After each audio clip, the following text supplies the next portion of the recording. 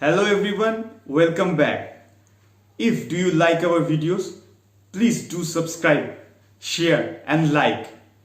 And if you have any doubt, any queries, please mention in the comment section. And one request to all the viewers, please watch the full video. If you skip the video, you will miss some important parts. So it has been said that half knowledge is very dangerous. So without wasting any time, let's start.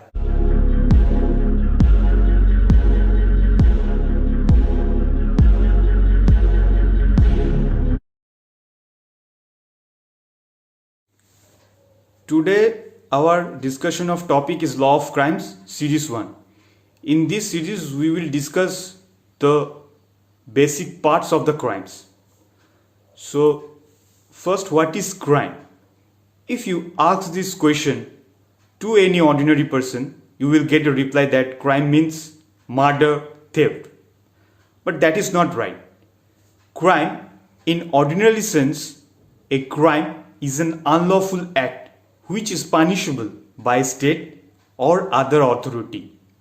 So the term crime does not have any simple and universally accepted definitions. Right? So the specific term crime, you will not find any specific definition which can fit, or any straitjacket definition which can fit all the crime. The definition of crime is changed from circumstances to circumstances. So now we will discuss about the definition of crime. There are two types of definition. One is legal definition and another one is social definition. So right now we know what is legal definition. Legal definition: an intentional act or omission in violation of criminal law without defense and justification and sanctioned by the laws as felony or misdemeanor. So a legal definition gives a basis premises in which the pitfalls resulting from individual or group opinions are avoided, to give as far as possible a scientific and precise character to criminology. Now moving on to social definition. Social definition is defined as an act which the group regards as sufficiently menacing to its fundamental interest to justify formal reaction to restrain the violator. That means it is fundamental interest to justify formal reaction to restrain the violator. In this case, the Raffaele Garofalo, one of the three leading exponents of the Italian school of criminology, said that conception of crime, which according to him fails in that both includes and excludes the behavior properly encompassed in a sociological notion of crime. Now moving on to history of criminal law.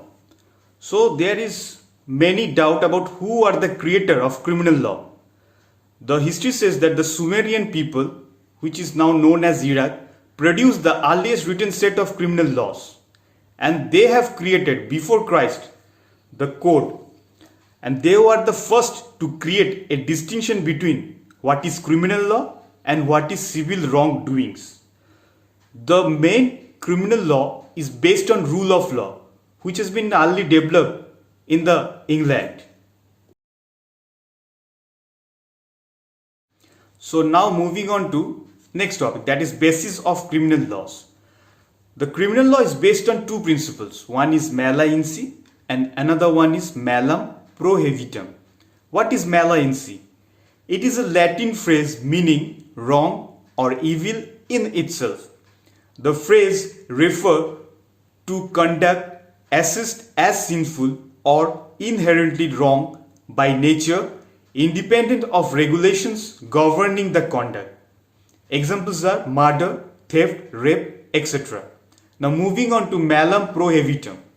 It is a Latin phrase used in law to refer to conduct that constitute an unlawful act only by virtue of statute. Example are public intoxication, speeding, tax avoidance, carrying a concealed weapon, etc.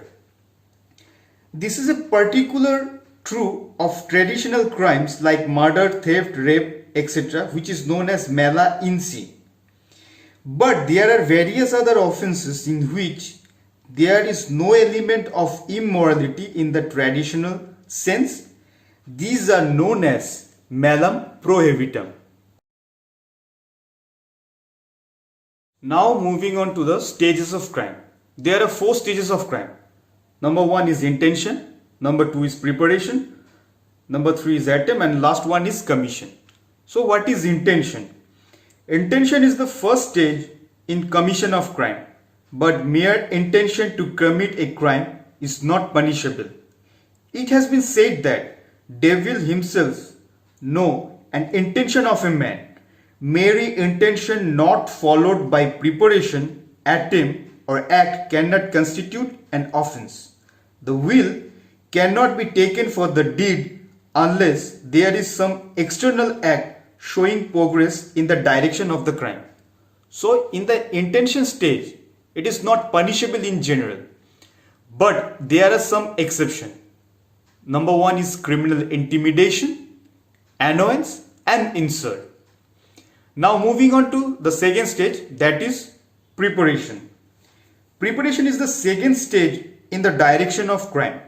Preparation consists in arranging means or measures for commission of offense. It is thus a step further in the direction of doing an act. Thus, after forming an intention by A to kill B, if A purchases a pistol and keeps it with him, it cannot be said to be preparation on his part. Mere preparation, however, is not punishable. So, the preparation stage is not usually punishable, but there are some exceptions, which are preparation to wage war against government of India, which has been mentioned in the section 122 of IPC. Next one, preparation to commit depredations on the territories of a friendly countries. That is section 126, which has been mentioned in the IPC. Now, the preparation to commit dacoity, which also mentioned in the IPC in section 399. Now, the counterfeiting of coins and stamp, which will also be mentioned in section 233, 234, 235, 256 and 257 of the IPC. And the last one is possession of counterfeit coins, false weight and forged documents, which also been mentioned in the section 242, 243, 259 and 266 of IPC. Now the third stage, that is the attempt. An attempt is the third stage of crime. The term attempt has not been defined in the code. Section 511 does not define the word attempt. It merely provides punishment for attempt to commit an offense. According to dictionary meaning, an attempt is an endeavor to commit a crime. It is therefore called preliminary crime, though sometimes it is also called in-court crime. Now, in some cases where attempts are treated as separate offenses, these are section 307, 308, 309 and 393 of IPC. Now, the last stage is, that is commission. It is the last stage of committing of crime, that is the accomplishment of the act. Where a person succeeds in his attempt to commit a crime, he is obviously responsible for such act, crime or offense, and he will be punished accordingly. Now thus, if A intends to kill B, that is the intention, purchase a gun for committing murder of B, that is the stage of preparation, fires at B, that is the third stage, attempt, and succeed in his attempt and kill B, that is the commission, and B dies, A will be held guilty for committing an offense, murder, and will be punished either for imprisonment for life or with death. So thank you.